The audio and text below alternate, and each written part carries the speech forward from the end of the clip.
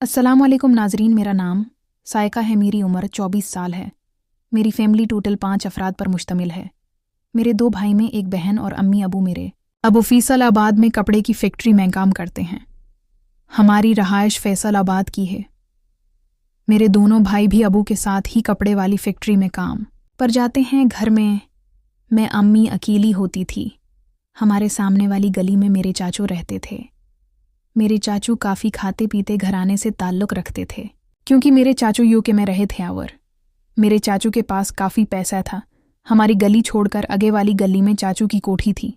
मैं भी अक्सर चाचू के पास आती जाती रहती थी। चाचू का कोई बेटा नहीं था। चाचू की सिर्फ एक बेटी थी और चाचू अबू से तकरीबन 5-6 साल सोते थे। चुकी उम्र तकरीबन 34-35 साल थी। चाचू ने एक लड़का काम पर रखा हुआ था।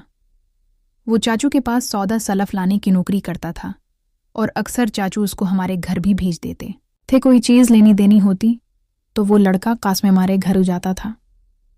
चाचू का नौकर मैं बहुत ही खूबसूरत था। मैं भी कासिम के साथ काफ़ी मस्ती मजाक करती थी, क्योंकि वो बहुत खुले जहन का बंदा था और वो अक्सर मेरे साथ हंसी मजाक कर लिया करता था।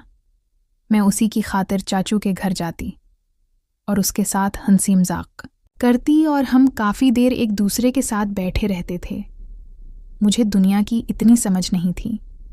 मैं 24 साल की हो गई थी, लेकिन फिर भी मुझे इतना नहीं पता था कि लड़के आजकल की लड़कियों के साथ बहुत बुरा करते हैं और लड़कों को लड़कियों से क्या चाहिए होता है। कासम मेरे पास बैठा होता तो अक्सर कासम मेरे साथ छेड़छाड़ करता और मेरी कई जगहों पर मुझे कासिम की वह छेड़छाड़ बहुत पसंद होती थी और मैं अब बहाना बनाकर ही उसके पास जाने लगी थी।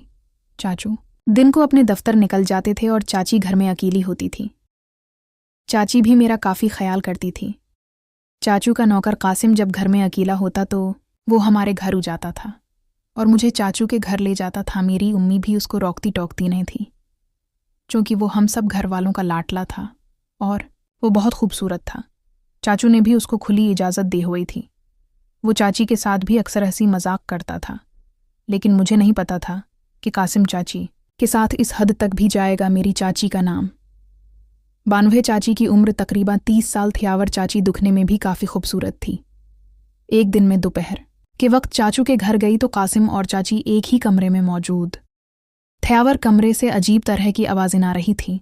मैंने वो आवाज़ें पहली दफ़ा सुनी थीं। मैंने जब चाची का दरवाज़ा खोला तो वो दोनों आपस में बुरा काम कर रहे थे और वो दोनों कपड़ों की कैद से बिल्कुल आज़ाद थे। मैंने वो सब कुछ देखा तो उनके होश उड़ गए थे। अब चाची मेरी मन्नतें करने लगी थी कि अपने चाचू को ये सब मत बताना। मैंने भी चाची के आगे शर्त रख दी थी कि अगर मैं भी कासिम के साथ ये काम करूँगी तो फिर जाकर मैं किसी को नहीं बताऊँगी, क्योंकि मेरी भी कुछ ख्वाहिशात थी जो मैं कासिम के साथ पूरा करना चाहती थी। लेकिन जब मुझे चाची और कासिम की हरकतों का पता चला तो मेरे लिए ये काम आसान हो गया था और मैं बिल्कुल यही चाहती थी कि कासिम बला झझक मेरे पास ये, लेकिन मेरे अंदर ये तमन्ना भी थी कि कासिम मुझे और चाची को इकट्ठा करें। इसलिए मैंने इसी वक्त चाची को कहा था कि मैं भी कासिम से करवाना चाहती हूँ। चाची ने भी डर के मारे मुझे इजाज़त दे दी थी। अब कासिम ने हम दोनों को एक साथ ही डाला था और हमें काफ़ी खुश कर दिया था।